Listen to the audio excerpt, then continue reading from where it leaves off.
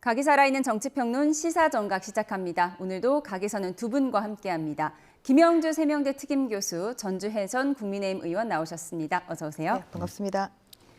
네, 먼저 오늘 나온 Y10 여론조사 결과 먼저 보겠습니다. 후보 직함 생략하고 설명드리겠습니다. 이재명 50, 김문수 36, 이준석 6%가 나왔습니다. 지역별로 보겠습니다. 대구 경북과 부울경 지역을 제외하고는 이재명 후보가 우위를 점하고 있는데요. 그럼에도 불구하고 대구 경북, 부산에서 이재명 후보의 상승세가 심상치 않습니다. 분명 국민의힘의 텃밭이잖아요. 어떻게 네, 분석하고 그렇습니다. 계십니까? 3년 전 선거에서는 한 20% 정도 윤석열 후보가 더 많이 득표를 한 지역입니다. 그리고 대구 경북 지역에 이어서 사실 국민의힘의 텃밭이라고 할 수 있는 지역이 바로 부울경, PK 지역인데요. 지금 여기에서 뭐 근소한 차이라도 좀 또 그 근소한 차이로 지금 굉장히 격차가 줄어들었기 때문에 뭐 그런 것 자체가 또 부울경 지역의 민심뿐만 아니라 선거에 미치는 영향이 좀 굉장히 크다고 생각합니다. 근데 어제 한동훈 전 대표가 부산 지역을 찾아서 선대위원장이라는 뭐 그런 선대위 직함은 없습니다만 그래도 뭐 김문수 후보에 대한 지지 운동을 했죠. 그래서 그러한 것을 좀 기점으로 해서 한동훈 전 대표랄지 그리고 또 홍준표 전 후보랄지 뭐 이런 분들이 더 힘을 합해 주신다고 하면 선거일이 다가올수록 좀 부울경 지역의 국민의힘 김문수 후보에 대한 지지는 좀 올라갈 수 있지 않을까 이렇게 생각합니다. 예, 보수 텃밭에서 위기가 감지되긴 하지만 반등할 것이다 이렇게 예측을 하셨습니다. 네. 최근 이재명 후보의 지지율이 50%가 넘는 여론조사 결과들이 속속 나오는 가운데 민주당 일각에서는 55% 이상, 60%대 득표율도 가능하다 이런 낙관론이 나오고 있습니다. 그런데 정작 이재명 후보 이런 낙관론을 경계하고 있는데요. 왜 그럴까요? 들어보시죠. 이재명 후보는 55% 이상 득표를 받는다. 최근에는 61%의 당선 가능성을 나타내는 그런 여론조사도 나오더라고요. 예. 그래서 저는 이번 선거는 잘하면은 우리 국민이 내란을 종식시키고 내란 세력에게 또 기회를 주면 나라 망한다. 그래서 60대, 30대 10이 나오지 않을까 이렇게 예상합니다. 아주 박빙의 승부를 하게 될 것이다라는 게 저희 예상이고 한 표라도 반드시 이기기 위해서 죽을 힘을 다하고 있습니다. 우리의 목표는 압도적 승리가 아니라 반드시 승리입니다. 현재 느슨해 있는 보수 쪽 지지자들의 결집이라는 것이 갈수록 강해진다는 상황을 전제한다면 당연히 선거는 막판으로 갈수록 접전 양상으로 가게 될 가능성이 있다라는 것이 저희들의 판단이고. 네, 박지원 민주당 의원 60% 득표율까지 언급했는데 어제 박찬대 원내대표는 예상 득표율, 낙승, 압승 이런 발언 하지 마라. 이런 발언하면 징계까지 하겠다. 이런 경고를 했습니다. 네. 당내에서 여러 가지 어떤 공보팀 내에서도 그런 것들이 재차 강조되었고요. 알다시피 박진원 말씀처럼 60%대의 득표율을 받지 말라는 법도 없습니다. 지난번에 사실은 정동영 후보가 나왔을 때 그렇게 참패했듯이 이것보다 더 벌어지는 어떤 결과들도 있을 수 있다고 하지만 지금 현재 이제 우리 이재명 후보가 말씀하신 것처럼 기본적으로 압도적 승리가 아니라 압도적 응징, 압도적인 그런 측면에서의 어떤 태도, 한 표라도 받겠다는 자세 이런 것들을 통해서 만에 하나 있을 수 있는 모랄 해저드라든지 또 실수라든지 오만하면 실수 본인도 그렇게 말씀하시지 않습니까? 뭐 골프든 선거든 고개 쳐들면 진다, 망한다 이런 얘기 있듯이 아마 그런 부분들을 좀 다잡아서 결과적으로는 뭐 더 많은 승리의 기선을 제압하고자 하는 그런 그 내용이 있지 않나 그렇게 보여집니다. 보통 선거일이 다가올수록 각 진영은 결집하기 마련인데 지금 진보 진영은 상당히 결집을 한 것 같습니다. 그럼 보수층은 어떨까? 보통 샤이 보수층이 있다. 예전 박근혜 전 대통령 탄핵 이후엔 그랬는데 지금도 어떤 이 지지율에 잡히지 않는 샤이 보수가 있다고 보세요? 당연히 있다고 봅니다. 좀 그 여론조사에 보수층이 조금 더 소극적으로 대응하는 거 아닌가. 그 여론조사 수치를 보면 이제 그런 생각이 듭니다. 지난 2017년 탄핵 이후에 이루어진 선거에서도 이제 문재인 후보가 41% 정도를 이제 득표를 해서 당선이 됐죠. 그래서 현재 뭐 민주당의 일부 의원들이 뭐 55%, 뭐 60% 이렇게 이야기하는 것은 지나친 낙관이라고 생각합니다. 그런 면에서 뭐 민주당에서도 또 끝까지 긴장의 끈을 놓지 않는다는 그런 면에서 또 뭐 말조심, 행동조심 이런 것을 하고 있는데 사실 저는 그런 면에서 좀 이재명 후보도 며칠 전에 있었던 뭐 120원 커피 원가 발언 그리고 또 뭐 호텔 경제론 관련해서 사실 이게 괴담 수준의 그런 발언이거든요.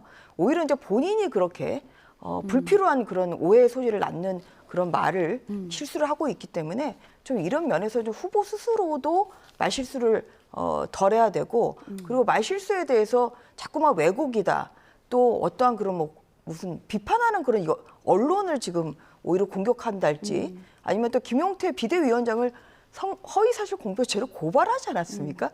그래서 이런 것이 안 좋게 보이는 거죠. 그래서 이런 오만함의 지금 모습이 좀 민주당에서도 좀 보이는 것 같고요. 한편으로는 좀 국민의힘에서는 지금 사실 저는 단일화가 꼭 필요한 시점이라고 생각을 합니다. 오늘 그 여론조사 결과를 보더라도 국민의힘과 그리고 또 개혁신당의 이준석 후보의 지지율을 합친다고 해도 지금 이재명 후보에 지금 못 미치는 결과가 나오기 때문에 시너지 효과를 좀 내기 위해서는 단일화가 좀 필요한 시점이라고 생각하고요. 그런 면에서 지금 뭐 김재원 후보 비서실장이 오늘 또 언론에서도 인터뷰를 했습니다만 좀 뭔가 그런 좀 개혁신당과의 단일화 뭐 이런 것이 좀 이루어진다고 하면 더욱더 보수층에서 적극적으로 또 투표에 나설 거라고 생각합니다. 예, 말씀하신 인터뷰는 잠시 뒤에 들어보기로 하고요. 조금 전에 전주혜 의원님이 이재명 후보의 실언이라고 지적하신 부분, 커피원가 120원 발언 등에 대해서 지금 이재명 후보는 가짜뉴스다. 가짜뉴스가 문제니까 카톡도 하고 트위터도 하고 댓글을 달아달라. 지지자에게 이런 당부를 했더라고요. 네.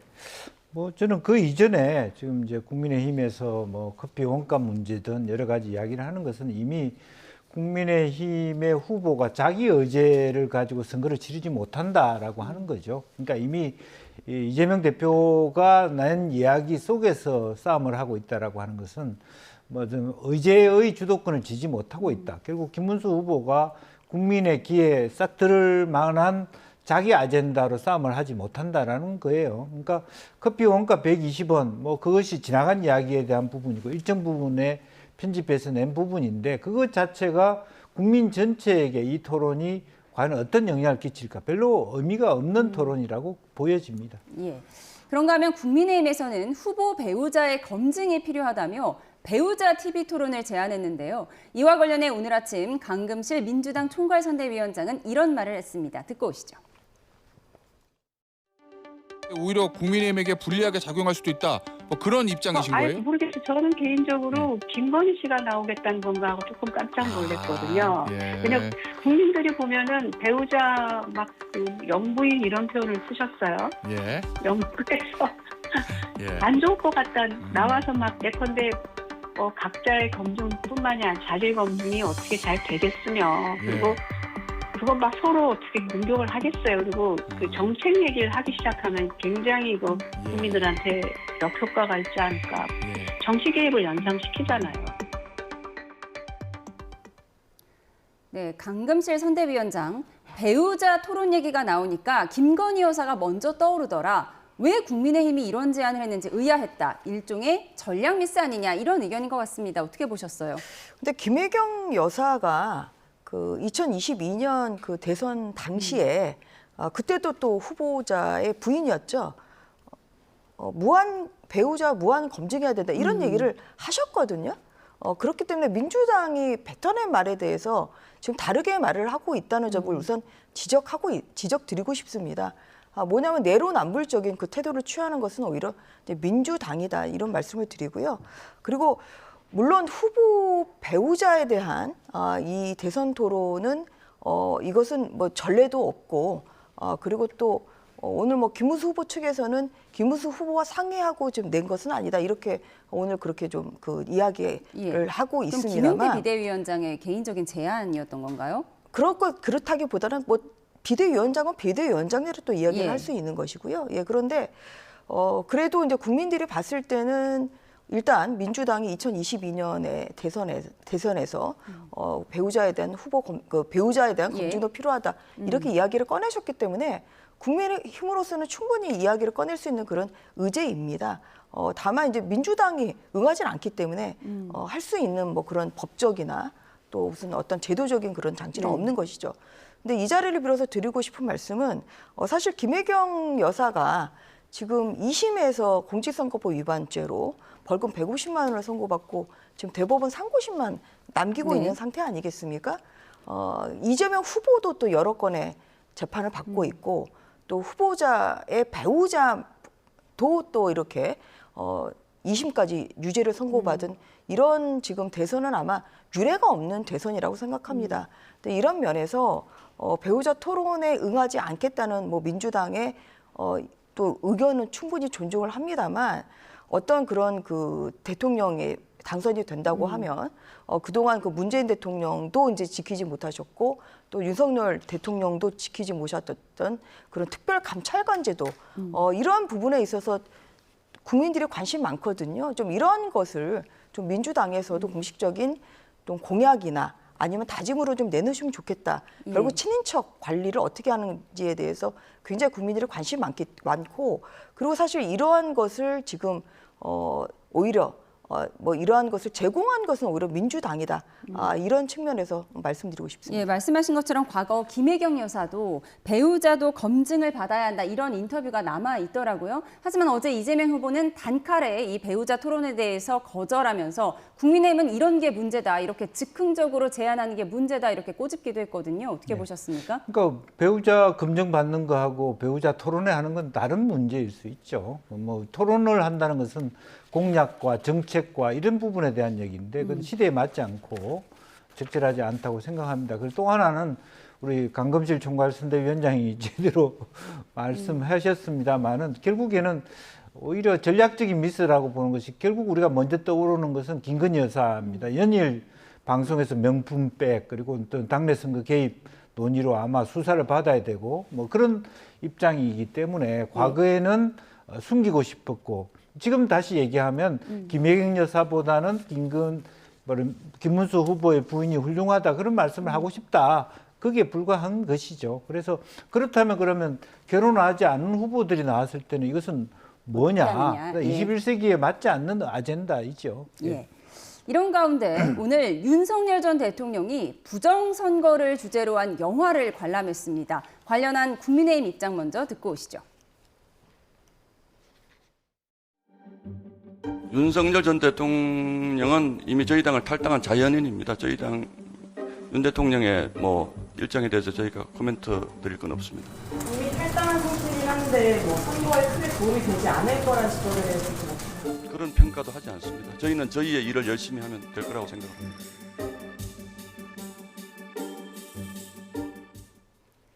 네, 말씀드린 것처럼 윤 전 대통령이 부정선거 의혹을 다룬 다큐멘터리 영화를 보기 위해 오늘 극장을 찾았는데요. 관련 화면도 함께 보여드리도록 하겠습니다. 지금 영화 관람을 마친 장면으로 보입니다. 이렇게 지인들과 함께 영화를 관람했는데 전한길 강사와 함께 관람했다고 하죠. 네, 이 부분은 국민의힘에서는 선을 긋고 있어요. 어떻게 보세요? 윤석열 대통령께서 지난 일요일에 국민의힘을 탈당하지 않았습니까? 예. 이제 그래서 현재로서는 국민의힘에 소속한 그런 구성원은 아닙니다. 그렇기 때문에 어떤 이러한 그 영화 관람을 또 국민의힘과 지나치게 결부시킬 필요는 없다고 생각합니다. 또 한편으로는 사실 이제 부정선거 부분에 대해서는 또 그 여러 차례 또 윤 전 대통령께서 이야기하신 부분이 있고 또 이 영화를 만든 분이 이영돈 전 PD입니다. 지금 이영돈 PD와 전한길 강사와 그리고 전한길 씨가 이제 보입니다. 같이 참여를 했는데 이영돈 전 TV가 이 부정선거에 대해서는 굉장히 사실 좀 파헤치려고 노력을 하고 있고 이런 고발성 영화를 냈다는 점에서는 그런 또 시의성이 저는 있다고 생각합니다. 지금 선거를 앞두고 있기 때문에 그렇기 때문에 응원의 차원에서 윤석열 대통령께서 뭐 가시는 것은 저는 자연인의 신분이기 때문에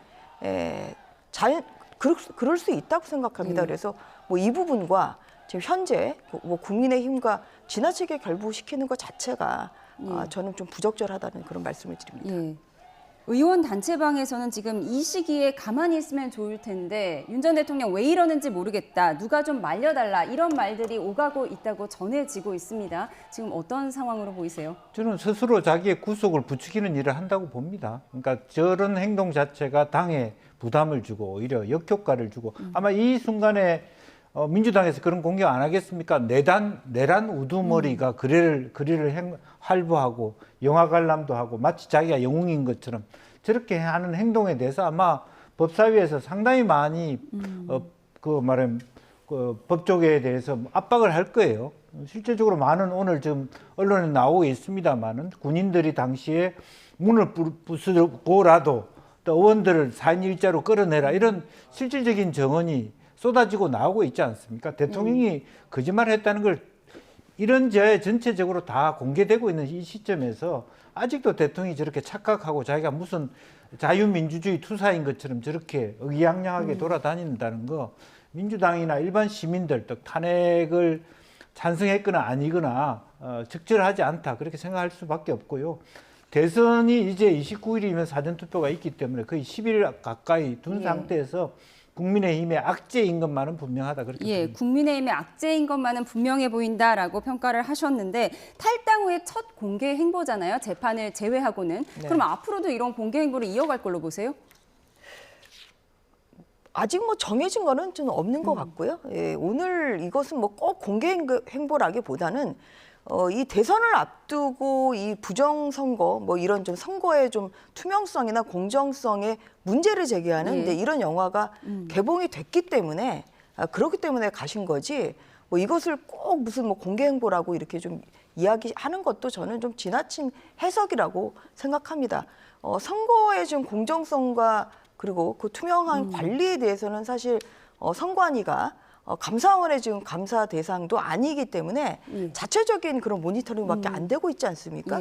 그래서 이제 그런 면에서 이제 어떤 그런 선거에 객관적인 그런 검증, 사실 이제 이런 것이 필요하다는 그런 이야기는 많이 나오고 있습니다. 그래서 선거를 앞두고 투표를 앞두고 이제 나오는 뭐 이러한 영화를 또 본인의 생각과 또 그런 부분에 대해서 공감을 하기 때문에 가신 것이고 그렇기 때문에 뭐 그 이후에 또 뭐 공개적인 행보를 그런 뭐 의도적인 공개적인 행보가 있을 거냐 없을 거냐 사실 뭐 이것은 좀 현재로서는 알 수는 없지만 자연인 즉 윤석열 그 전 대통령의 그런 신분이기 때문에 또 이것을 지나치게 저는 뭐 국민의힘과 절부하기도 저는 어렵지 않냐 이렇게 생각합니다. 지금은 영화관에 들어가는 장면 그리고 지금 이 장면은 영화 관람을 마친 장면을 차례로 보여드리고 있습니다. 그러면 그동안 윤 전 대통령과 절연을 강조한 한동훈 전 대표는 부정선거 음모론자들과 손잡는 거는 국민의힘의 자멸의 길이다 이런 평가를 하고 있고요. 김용태 비대위원장은 당과 상관없는 일이다. 윤석열 전 대통령은 계엄을 반성하고 자중해야 한다 이런 입장을 내고 있는데요. 김용태 비대위원장이 윤 전 대통령의 부인 김건희 여사에 대한 사과를 고려하고 있다 이런 보도도 나오고 있습니다. 이제 윤 전 대통령과 절연해야 한다 이 단계에 들어섰다고 보십니까? 뭐 절연해야 될 단계고요. 또 실제적으로 보면 절연의 그 여부와 상관없이 이제는 뭐 법정 앞에 서야 될 그런 상황에 처해다는 것 같고요. 그리고 다만 선거 때 당내 혼란이 가중될 것 같거든요. 지금 이 시점에서 그것을 사과하는 것이 전략상 옳은 것이냐. 어차피 사과의 여부와 상관없이 이미 표는 이미 정리되어 있는 상태에서 굳이 이참에 김건희 여사 사과 부분을 꺼내는 것 자체가 오히려 당내를 더 혼란시킬 수 있다라는 그런 판단도 아마 당내에서 나올 것 같아요. 근데 그런 부분들을 어떻게 봐야 될지 저는 잘 모르겠습니다. 그러면 그동안 윤 전 대통령과 절연을 강조한 한동훈 전 대표 역시 어제 독자 유세에 나섰는데요. 그 모습 잠깐 보고 오시죠.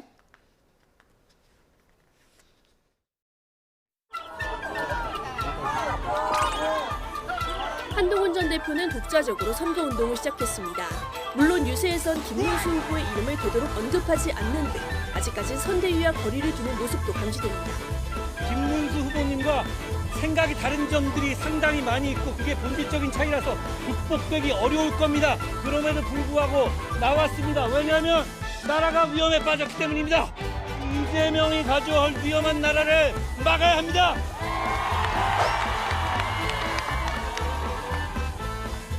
제가 앞으로 더 잘 모셔서 더 열심히 하실 수 있도록 견해 차이가 있는 부분에 대해서는 계속 대화를 해서 하나를 합쳐서 열심히 일해 나갈 수 있도록 노력을 하겠습니다.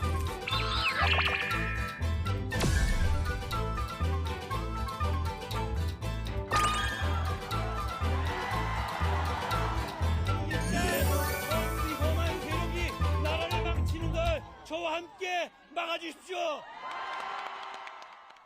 네, 한동훈 전 대표 어제 부산을 방문했는데 화면 보신 것처럼 엄청난 인파가 몰렸습니다. 상대적으로 김문수 후보 유세장에는 사람이 많이 없다는 평가도 나왔었는데 이제 한동훈 전 대표의 출격 얼마나 도움이 될지 분석을 해봐야 할 텐데 유세복에 김문수 후보 이름이 없잖아요. 이게 일부러 그런 건지 아니면 처음에 나온 옷이기 때문에 이름이 아직 인쇄되지 않은 건지. 그러니까 저희가 이제 후보 선정이 좀 늦어지다 보니까 지난 월요일 그 대선 선거운동 첫날 지급된 이런 선거운동원 옷에는 이번 김문수가 없었습니다. 예. 그래서 저것을 일부러 그렇게 한지는 알 수는 좀 없습니다만 그래도 또 한동훈 전 대표가 보수층에 또 팬덤이 있는 예. 분이죠. 그리고 또 중도층에도 확장성이 있는 분이기 때문에 꼭 뭐 공식적인 뭐 이런 선대위원장이라 뭐 이런 직함 꼭 아니더라도 김문수 후보의 지지를 호소하는 것이 국민의힘에는 또 도움이 된다고 생각합니다. 근데 또 한편으로는 이제 당에서도 좀 더 한 전 대표가 오히려 뭐 어떤 그런 선대위원장직을 좀 맡아서 하면 조금 더 이제 그 효과가 있지 않냐 좀 이런 이야기도 나오고 있어서 좀 국민의힘이 바깥으로는 또 뭐 이준석 후보와의 뭐 단일화 뭐 이러한 좀 또 노력도 해야 되겠지만 또 당 내적으로는 한동훈 전 대표가 또 공식적인 어떤 그 선대위에 뭐 직함을 받아서 좀 운동을 하게 하는 좀 그런 분위기 조성이 필요할 거라고 생각합니다. 예. 김문수 후보 입장에서는 좀 같이 무대에 올라서 손 번쩍 들어 올려주면 좋을 텐데 이런 마음이 있을 텐데 뭐 그래도 고맙다는 의견을 전하긴 했습니다. 네.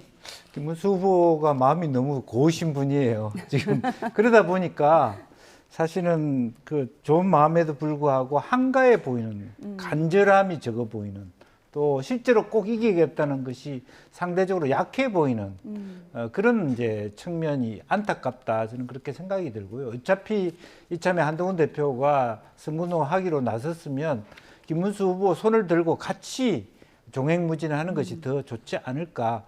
마치 잘못하면 자기 세만 그 위세만 가시하는 듯한 모습. 다만 그런 것들이 이제 당내 비판이 될 수 있고 그럼에도 불구하고 부산에 간다 이렇게 하는 것은 사실은 PK가 굉장히 그 지금 아슬아슬하지 않습니까? 거의 박빙인 상태에서 그나마도 이재명 후보로 가는 보수층의 어떤 원심력이 작동되지 않도록 막아주는 그런 역할은 분명히 한다 그렇게 봐야 될 것 같습니다. 완전 원팀이 아니라 반쪽짜리 원팀이다 이런 분석도 나오는 가운데 또 한 명 관심이 집중되는 사람이 홍준표 전 시장인데요. 네. 오늘도 SNS 글을 올렸습니다. 그래픽이 준비되면 함께 보여주시죠. 여전히 하와이에 머물고 있는데요. 하와이 특사단이 결국 귀국을 했습니다. 그리고 오늘 SNS에 특사단이 모두 돌아갔다. 대선 끝난 뒤에 돌아가겠다 이런 글을 올렸습니다. 하와이 노딜인가요? 아니면 홍준표 시장의 어쨌든 프로필 사진 넥타이가 파란색에서 네. 다시 빨간색으로 변했기 때문에 어느 정도의 성과가 있었던 건가요? 그러니까 홍준표 뭐 시장을 뭐 지지하는 뭐 홍사 일부 분들이 또 민주당에 입당을 뭐 한 적도 있었고요. 그리고 또 그렇게 SNS 사진에 또 파란 넥타이로 좀 바꾸고 좀 그랬는데 그래도 현재 탈당을 한 상황이긴 하지만 뭐 김문수 후보를 지지하겠다 뭐 이러한 공식적인 이야기는 이끌어낸 그러한 하와이 방문이었다고 생각합니다. 그래서 소득은 어느 정도 있었다고 생각합니다.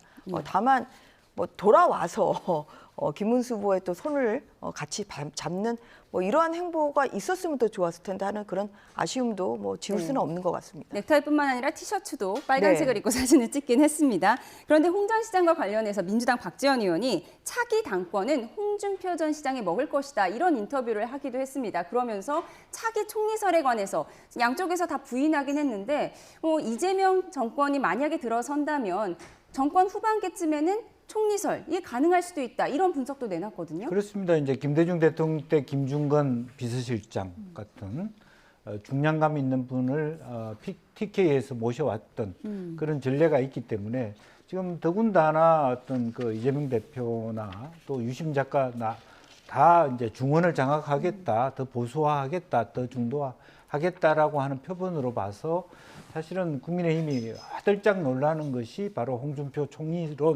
총리설이었다고 보여지고 여전히 그 가능성은 열려 있다고 보여집니다. 본인이 사실은 윤 대통령 시기에 그걸 원했던 바도 분명히 있었고요. 그리고 이제 다만 이제 탈당을 하셨기 때문에 다시 복당을 하는 과정이 과연 국민의힘에서 얼마나 수월할 것인가는 저는 잘 모르겠습니다. 사실은 탈당을 하고 난 다음에 복당은 쉽지 않습니다. 1년이 걸릴 수도 있고 2년이 걸릴 수도 있는데 그런 의미에서 바로 당을 장악할 수 있을지는 모르겠습니다만은 지금 현재 이 행태는 김문수 후보는 모르겠고 나는 계속 정치를 할 것이다 라고 하는 시그널로밖에는 안 읽힙니다. 대선 끝나고 돌아간다고 했으니까요. 네네. 네. 13일 남은 대선의 마지막 이슈는 이제 단일화가 아닐까 싶은데요. 계속해서 이준석 후보에게 러브콜을 보내고 있는 국민의힘. 그런데 오늘은 기류가 좀 달라진 것 같습니다. 김재원 국민의힘 대선 후보 비서실장의 인터뷰 듣고 오시죠. 실제로 단일화가 힘을 받으려면 우리 김문수 후보와 이준석 후보의 지지율 합계가 이재명 후보를 쓰는 정도에 이르러야 단일화 압박이 보다 강화될 것입니다. 현재는 이준석 후보의 경우에는 대선을 끝까지 치러서 자신의 정치적인 존재감을 보이는 것, 그것이 거의 최종 목표일 가능성이 매우 큽니다. 아직은 단일화 여건이 성숙되지 않았다는 것을 반증하는 것입니다.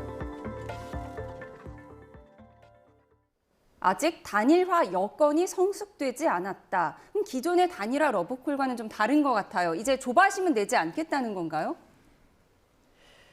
아까 이제 여론조사 수치도 나왔습니다만 두 후보의 김문수 후보와 또 이준석 후보의 지지율을 합치더라도 그렇더라도 지금 이재명 후보에 못 미치는 그런 결과가 좀 나오고 있지 않습니까? 이제 그렇기 때문에 어떤 그런 단일화를 하기 위한 좀 분위기 조성은 지금 아직까지는 미흡하다고 좀 볼 수 있을 것 같습니다. 하지만 지금 이제 선거는 또 이렇게 매일매일 바뀌는 이런 흐름이 바뀌고 있기 때문에 그러한 면에서 또 이어서 있을 뭐 지지율 또 조사 뭐 이런 추이를 좀 볼 필요는 있겠죠. 지금 김문수 후보가 조금 더디긴 하지만 상승세를 좀 타고 있거든요. 사실 지난주의 상황은 국민의힘의 좀 혼란한 상황을 간신히 마치고 이제 일요일에 투표 국민의힘의 공식 후보로 확정이 됐고 그리고 또 선거 운동을 하다 보니까 조금 지난주는 국민의힘으로서도 좀 준비도 좀 아무래도 좀 미흡한 점이 있었고 좀 그랬습니다. 그런데 조금씩 그래도 효과들이 나타나고 있기 때문에 또 지지율 추이에 따라서는 또 이준석 후보와의 그 단일화에 대한 그런 물꼬가 좀 또 터질 수도 있다고 생각합니다. 그리고 이준석 후보 입장에서도 개혁신당의 입장에서도 아마 저는 현실적 고민은 무시할 수는 없을 것 같습니다. 근데 10%의 득표를 넘기지 못한다고 하면 선거비 보전을 받을 비용 보전이 안 되는 상황이기 때문에 그런 재정적인 문제랄지 뭐 여러 가지 사실 그런 좀 현실적인 문제도 있을 것 같고요. 그리고 사실 이준석 후보는 이제 대통령을 꿈꾸는 사람이라고 하면 이런 그 세석의 소수 야당의 한계도 저는 충분히 느꼈을 거라고 생각합니다.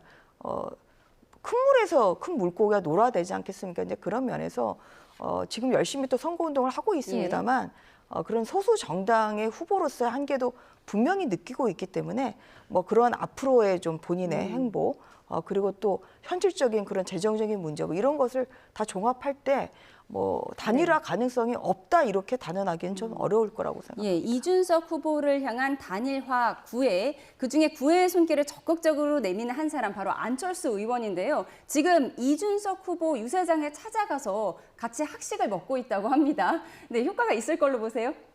글쎄요, 이제 지금 굿캅, 배드캅 이런 역할을 할지는 모르겠습니다만은 김재현 후보 비서실장은 단일화가 약간 멀어지고 있는 듯한 모습. 안철수 의원은 단일화를 해야 된다라고 하는 이제 그런 절박함, 둘 다 의미가 있다고 보여집니다. 아니 이준석 의원이 단일화 얘기할 거 알면서 안철수 의원에게 난 항상 열려 있다. 다만 단일화 얘기는 안 할 거다. 이렇게 밝혔다고 하거든요. 근데 사실은 정치인들이 얘기하는 것은 용어 선택일 뿐입니다. 단일화냐라는 용어를 선택하느냐 아니냐의 문제인 거고 마지막에 가서는 언제든지 그런 입장을 바꿀 수 있는 것이 정치적 입장인 거고요. 제가 봤을 때 이번 주 우리가 이미 봤습니다만은 이준석 후보는 1% 빠졌어요. 그리고 실제로 제3 후보들은 실제 자기 지지율보다 실제 표가 사표 심리 때문에 더 적을 가능성이 많거든요. 이제 그런 의미에서 슬쩍 우리 김재현 후보 비서실장이 이제 단일화 물 건너간 거 아닌가. 더 이준석 후보가 갖고 있는 입지를 좁히는 그런 역할을 하는 겁니다. 실제로 아까 말이 있었습니다만 8%, 7%, 6% 되면 그리고 그동안에 쓴 돈 전체가 보전이 하나도 안 된 상태라고 됐고 또 주변의 의원들이 뭐 민주당에 가기도 하고 또 허은하 대표하고도 결별을 하면서 당도 굉장히 어떤 이 결과에 대한 책임론이 자기한테 돌아올 것이기 때문에 마지막 한 수를 고민할 수밖에 없는 상태고 이제 그런 측면에서 안철수 의원이 가서 이렇게 얘기하는 것은 이제 마음을 더 흔들어 보는 그런 역할은 있지 않겠나 그렇게 보이죠. 예, 안철수 의원이 지금 이준석 후보의 마음을 흔드는 시도를 하고 있는 것으로 보이는데 결국 말씀하신 것처럼 김문수 후보, 이준석 후보 모두 동반 지지율이 상승을 해야 단일화 시너지도 있는 것 아니겠습니까? 그런데 이준석 후보의 비호감도가 높다는 여론조사 결과가 많이 나오고 있거든요. 그런 여론조사 결과도 있죠. 뭐 그렇지만 뭐 현재까지도 7, 8% 정도 그렇게 꾸준히 나오고 있는 지지율이기 때문에 지금 제 주위에 계시는 국민의힘의 또 지지자분들도 답답하게 생각하시는 이제 포인트가 바로 이제 이 부분입니다.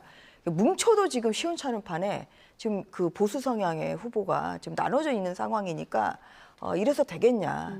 투표용에 가고 싶지 않다 이런 이야기를 하시는 분들도 많거든요. 그래서 단일화가 분명히 시너지는 날 겁니다. 그러니까 두 분의 어떤 지지율을 합산한 그 정도가 아니라 이제 그렇게 되면은 정말 투표를 가야 되나 말아야 되나 고민하고 있는 그런 보수층의 유권자들이 투표를 가실 거거든요. 그래서 저는 그런 성과는 충분히 있다고 생각을 하고요.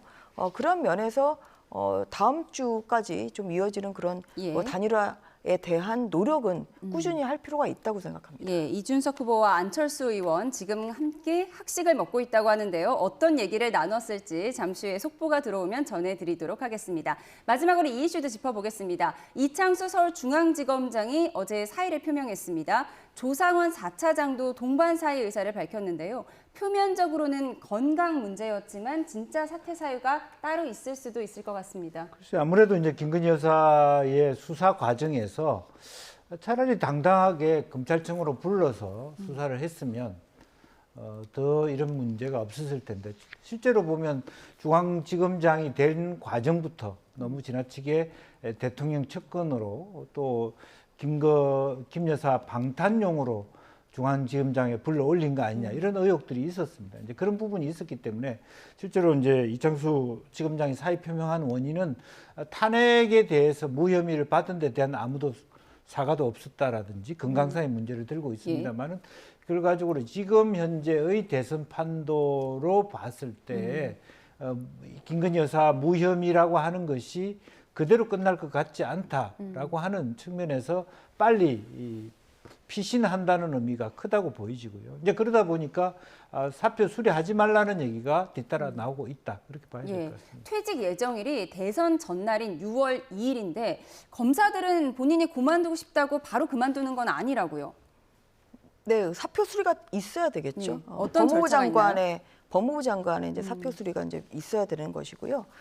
그런데 저는 두 이제 분의 사실 그 탄핵은 굉장히 이유가 없는 탄핵인 거죠. 이제 권한 정지를 목적으로 한 그런 탄핵으로 인해서 굉장히 또 정신적 고통은 또 받았고 그리고 또 헌법재판소에서 빨리 심리가 된 것이 아니라 또 많은 시간이 걸리지 않았습니까?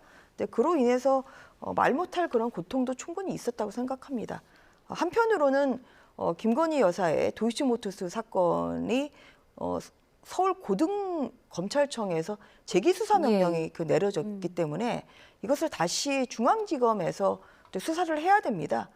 그래서 좀 이러한 것도 상당히 사실 부담이 되는 부분이죠.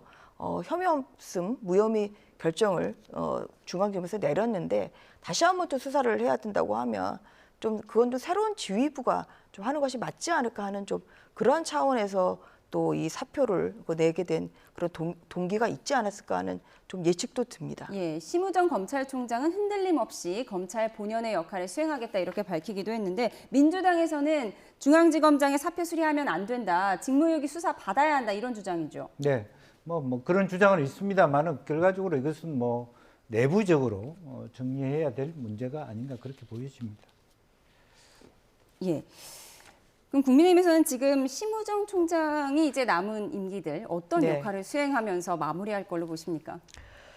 저는 이제 그동안의 검찰총장이 사실 굉장히 공정하고 또 임기가 보장돼야 되는 그런 자리임에도 불구하고 정치적 풍파를 많이 겪었습니다. 그렇죠. 그런 차원에서 사실 지금 민주당에서는 심우정 총장 가만두지 않겠다 지금 이렇게 벼르고 있지 않습니까? 뭐 예를 들어서 그 윤석열 전 대통령의 구속 취소 결정이 내려졌을 때 왜 검찰총장이 항고하지 않고 왜 석방을 하게 했냐? 근데 여기서부터 그 심우정 총장에 대해서 굉장히 공격을 많이 하고 있죠. 그리고 또 최근에 문재인 전 대통령에 대한 또 이 이스타 타이 항공의 그 사위 취업과 관련해서 또 뭐 기소가 또 이루어졌고 그리고 뭐 이재명 후보에 대해서는 또 여러 건의 수사가 또 진행이 돼서 결국 재판을 받고 있는 상황이고 그래서 지금 민주당은 검찰에서 굉장히 안 좋은 그런 시각을 가지고 있고 대선 공약으로 지금 내세우고 있는 것은 아예 이제 검찰을 공중 분해해서 공소청 뭐 공소만 담당하는 이런 검찰청 또 뭐 기소만 담당하는 검찰청 이렇게 이제 세 개로 쪼개겠다 이제 이런 공약까지 내세우고 있는데 사실 저는 그것은 검찰의 분해 공약이라고 생각합니다. 그런 면에서 심우정 총장이 임기가 지금 한참 남은 상황이기 때문에 이러한 면에서 민주당이 만약에 대선에서 승리한다고 하더라도 검찰의 정말 독립성과 중립성을 지켜주는 태도가 매우 중요하고 그런 면에서 또 심우정 총장도 뭐 힘든 과정이 앞으로 있을 수는 있겠습니다만 검찰의 역사를 쓴다. 그리고 또 후배들에게 또 보여주는 뭐 이러한 상징적인 의미가 있는 자리이기 때문에 그런 면에서 또 본인의 직을 묵묵하게 수행하기를 바랍니다. 예. 민주당에서는 지금 검찰에 대한 여러 경고장을 날리고 있는 상황에서 지금 검찰 내부 조직에서는 어떤 대비책을 마련하고 있다고 보세요? 뭐 여러 가지 이제 안을 갖고 있겠죠. 그러나 이제 기본적으로 이제 국회의원들이 각각의 어떤 뭐랄까 법 개정을 통해서 조직에 대한 여러 가지 공소청이라든지 다양한 백가쟁명식의 논의를 하고 있는데 그러한 부분에 대한 어떤 수용 가능성이라든지 큰 흐름을 지켜보고 있다 그렇게 생각이 듭니다. 예, 알겠습니다. 서울중앙지검장의 사의 표명 소식까지 짚어봤습니다. 오늘 말씀 여기서 줄이겠습니다. 김영주 세명대 특임 교수, 전주혜정 국민의힘 의원이었습니다. 고맙습니다. 네, 감사합니다.